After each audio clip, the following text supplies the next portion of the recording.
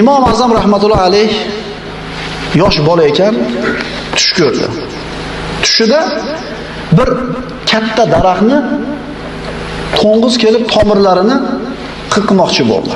Shunda mana shu katta daraxtni bir novdasi egildida to'ng'izni qattiq bir zarba bilan urdi.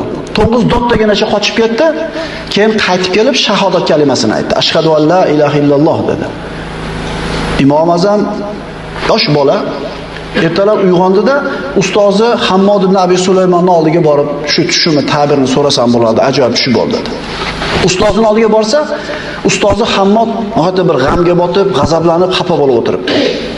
Ustoz nimaga asabingiz chataq, nimaga kayfiyatingiz yo'q desa, bizni shaharimizga bir to'p xudosizlar keldi. Amirga uchrab, bu koinotni yaratuvchisi yo'q. Biz shuni isbotlagani keldik. Shaharingdagi bir olimni bizga ro'paramizga qo'yib bahs qilamiz debdi. Amir meni tanlabdi. Shunga achchig'im kelib g'azablanib o'tiribman. Ey ustoz, men tushundim tushimni ta'birini dedi. Menga ruxsat bering, men bahs qilay ular bilan. Agar men yengilib qolsam, hamma yosh bola edi-da endi, yosh bilan yengishding deyshadi. Agar yengib qo'ysam, ha bu shagirdi bilan gaplasha olmadinglar, ustozi bilan gaplashasizlarmi deydi. Ustozi Hammod rozi bo'ldi. Imom Azam ana shu xudosiz mulhidlarning ro'parasiga chiqdi. Va'da qilingan vaqt bo'ldi, kun bo'ldi, ro'parasiga turishdi. Ular Imom Azamga aytishdiki, sen bizni savollarimizga javob ber. Faqat oyat, hadis bilan javob berma. Aqlga to'g'ri keladigan narsalar bilan javob ber. Birinchi savol. Seni Robbing qaysi yilda tug'ilgan? Ikkinchi savol. Seni Robbing qaysi yilda paydo bo'lgan? Uchinchi savol. Robbingdan avval hech kim bo'lmaganini isbot qilib ber aql bilan. To'rtinchi savol. Robbingning zoti qanday? U tutun yoki bulutga o'xshagan gaz-simonmi yoki suv kabi oqib turuvchimi? Robbingning makonini aytib ber. Qayerda? Beshinchi savol. Robbingning yuzi qaysi tarafga qaragan? Hozir qaysi tomonga qarab turibdi Robbing seni? Oltinchi savol. Agar ishlarning hammasi avvaldan taqdir qilib qo'yilgan bo'lsa, Robbing hozir nima bilan ovora bo'lyapti? Robbing nima bilan shug'ullanyapti? Avval ham hal qilib qo'yilgan bo'lsa.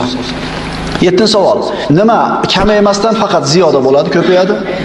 Sakkizinchi savol. Sizlar musulmonlar aytasizlar, biz jannatga kiramiz, unda abadiy qolamiz, o'lmaymiz deysizlar. Bu qanday aqlga sig'adi? Boshlangan narsani albatta bir kun oxir bo'lishi kerak. 9-savoli. Agar Robbing bor bo'lsa, uni menga ko'rsat. 10-savoli. Shayton olovdan yaralgan. Qanday qilib olovdan yaralganini yana olov bilan azoblash mumkin? 11-savoli. Agar hamma ishlarni Alloh avvaldan taqdir qilib qo'ygan bo'lsa, nima uchun bandalardan shu ish sodir bo'lsa, gunohiga jazo, savobiga mukofot beradi? 11-savol. Robbing qaysi yilda tug'ilgan? Javob shu bo'lyaptiki, Alloh taolo tug'magan, tug'ilmagan, unga hech kim teng emas. Ikkinchi savol. Seni Robbing qaysi yilda paydo bo'lgan? Alloh taolo zamonlar va vaqtlardan avval bor edi. Undan avval hech kim va hech narsa bo'lgan emas, undan keyin ham hech kim hech narsa bo'lmaydi. Uchinchi savol. Robbingdan avval hech kim bo'lmaganligini isbotlab ber. Aqlga to'g'ri kelsin. Imom Azam aytayapti. Raqamlarning orasida 3. 3 dan avval nechi keladi? 2. 2 dan avval nechi keladi? 1. 1 dan avval nechi keladi dedi xudosizlar, 1 dan avval hech narsa yo'q dedi. Agar raqamlarda 1 dan avval hech narsa bo'lmasa, haqiqiy birinchi bo'lgan, yagona bo'lgan Allohdan avval qanday bir narsa bo'lishi mumkin? Aqlga to'g'ri kelyaptimi? 1 dan oldin raqam yo'qmi? 1 dan oldin hech narsa yo'qmi? Demak, haqiqiy bir bo'lgan, yagona bo'lgan Allohdan avval ham bir narsa bo'lmasa aqlga to'g'ri kelaverar ekanmi? Qanoatlanishdi. 4-savol.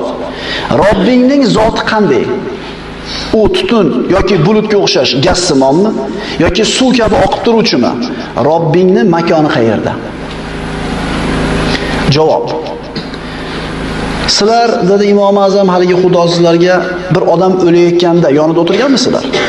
Ha, o'tirganmiz. Harakatlanyotdi, to'xtab qoldi. Ha, to'xtab qoldi. Gapirayotdi, sukut qilib qoldi. Ha, sukut qilib qoldi. Nima yo'q bo'ldi unda dedi. Ruh chiqib ketdi dedi. Ruhi chiqib ketayotganda uni oldida o'tirdinglarmi? Ular ha deyishdi. Endi sizlar menga aytib beringlar. Ruh qanaqa edi o'shada? Bulut yoki tutunga o'xshagan gaz simonmidi?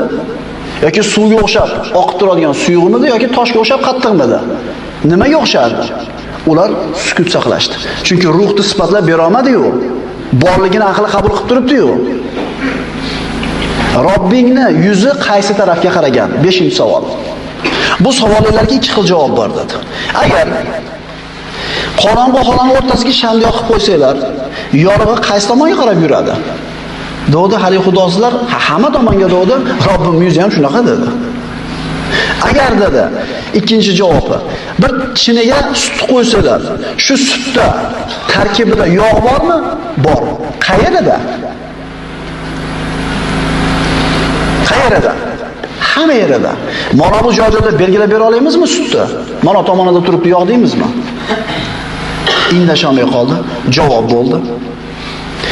Agar 6-savoli ishlarning hammasi avvaldan taqdir qilib qo'yilgan bo'lsa, Robbing hozir nima bilan shug'ullanyapti, nima bilan ovora?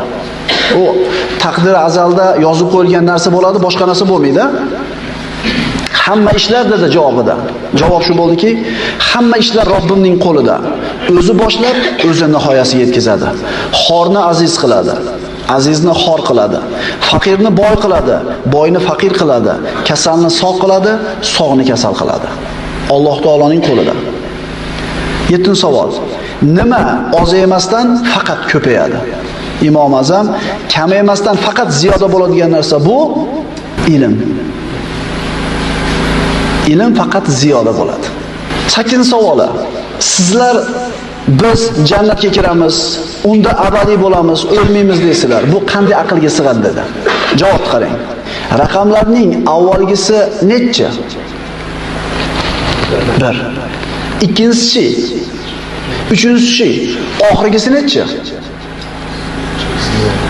Raqamlarda oxiri bormi? Yo'q. Xo'p, raqamlarda oxiri bo'lmasa, jannatdan boshi bor, oxiri yo'q dedi. Aqlga to'g'ri keladimi?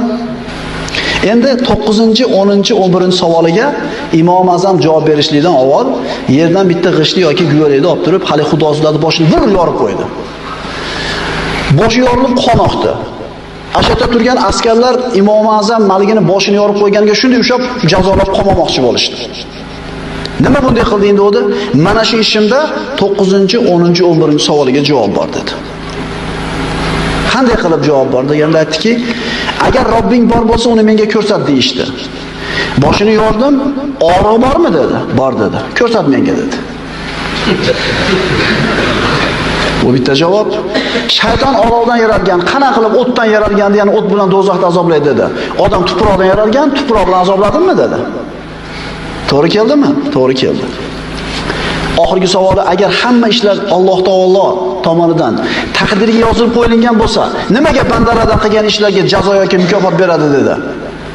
Demak, boshini yorilishini Alloh yozgan ekan, nima meni jazolamoqchisizlar dedi. Alloh xohlagan ekan shunday bo'ldi.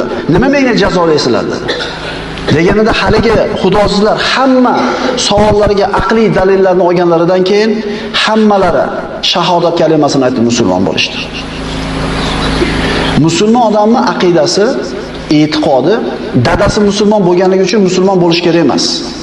Endi hamma aytayapti-yu. Shunaqa shaklida. Endi musulmoncha tug'ilib qolganligimiz uchun emas. E'tiqodda birovga taqlid qilinmaydi. Mana 11 ta savolga aqliy javoblarni berdi, oyat hadis keltirmasdan.